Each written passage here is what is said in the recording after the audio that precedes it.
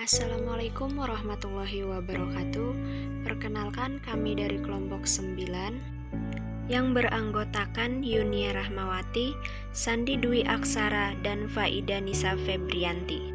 Kami akan menjelaskan materi tentang posisi devisa neto.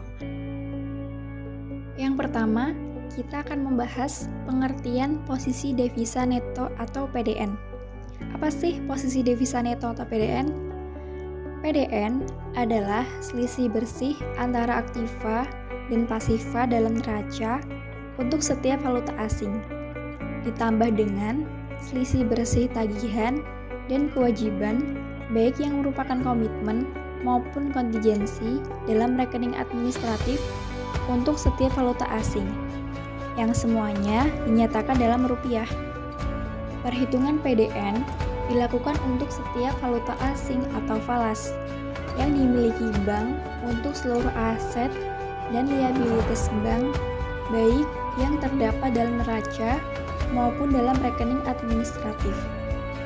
Karena perhitungan dinyatakan dalam rupiah atau IDR, maka kurs yang digunakan adalah kurs tengah yang merupakan rata-rata kurs beli dan kurs jual berdasarkan Reuters.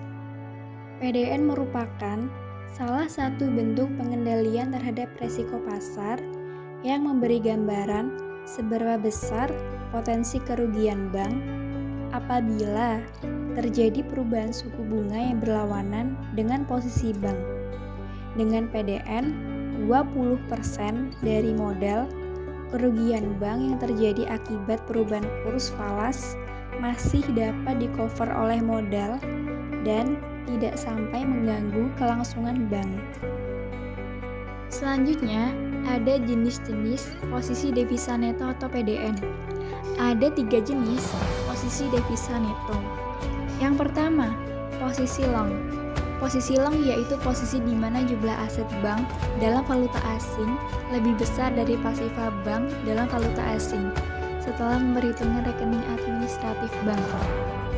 Yang kedua, ada posisi short, yaitu posisi di mana jumlah aset bank dalam valuta asing lebih kecil dari pasiva bank dalam valuta asing setelah memperhitungkan rekening administratif bank. Dan yang terakhir, posisi square, yaitu posisi di mana jumlah aset bank dalam valuta asing sama dengan jumlah pasiva bank dalam valuta asing setelah memperhitungkan rekening administratif bank. Selanjutnya, tujuan penetapan posisi devisa neto. Ada tujuan mikro dan ada tujuan makro. Tujuan mikro ialah membatasi suatu risiko karena posisi valuta asing yang dilakukan oleh bank devisa sebagai akibat adanya fluktuasi perubahan kurs. Sedangkan tujuan makro ialah menciptakan suatu kondisi atau iklim perbankan yang sehat sehingga tercipta suatu stabilitas ekonomi nasional yang baik.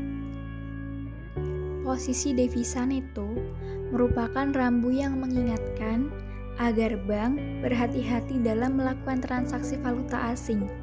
Dengan demikian, bank akan menghindari untuk melakukan transaksi yang sifatnya spekulatif. Karena pergerakan kurs itu sulit diprediksi atau unpredictable dan banyak faktor yang mempengaruhi pergerakan kurs. Selanjutnya, ada penyebab timbulnya posisi devisa neto atau PDN.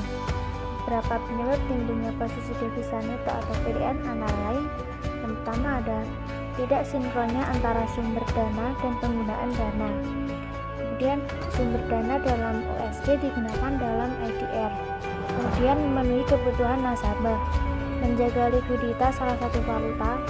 Kemudian adanya perdagangan luar negeri, ekspor dan impor. Kemudian perdagangan valuta asing, karena setiap negara memiliki uang yang berbeda. Dan terakhir ada pinjaman luar negeri. Selanjutnya, posisi devisa neto, baik long maupun short, akan berpengaruh langsung pada perhitungan laba atau rugi bank. Sangat jarang terdapat bank mempunyai posisi PDN score. Jika kurs sedang publish atau suatu kondisi di mana kurs memiliki kecenderungan menguat, maka strategi kebijakan yang harus ditempuh oleh bank adalah dalam posisi long yang lebih besar.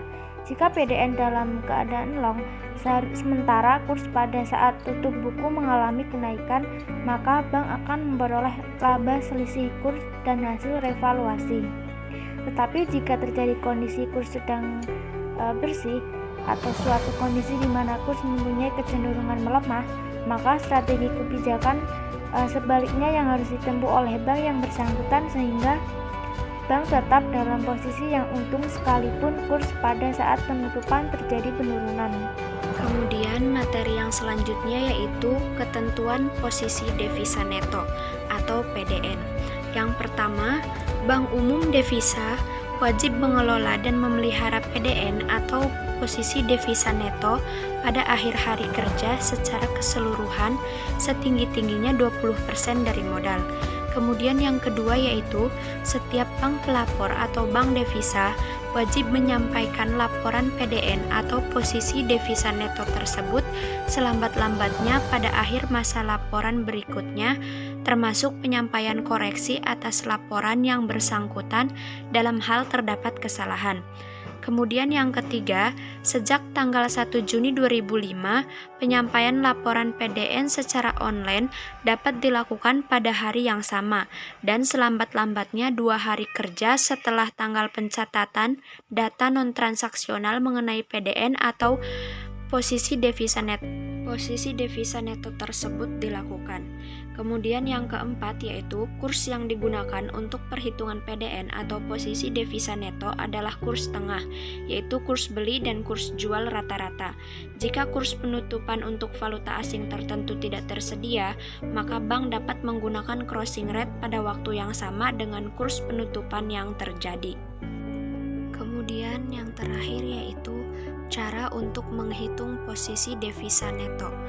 Posisi devisa neto atau PDN dapat didefinisikan sebagai rasio yang menggambarkan tentang perbandingan antara selisih aktiva falas atau AV dan pasiva falas atau PV ditambah dengan selisih bersih off balance sheet atau SBOBS dibagi dengan modal.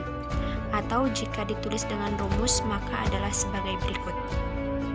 Sekian penjelasan dari kelompok kami, kurang lebihnya mohon maaf. Wassalamualaikum warahmatullahi wabarakatuh.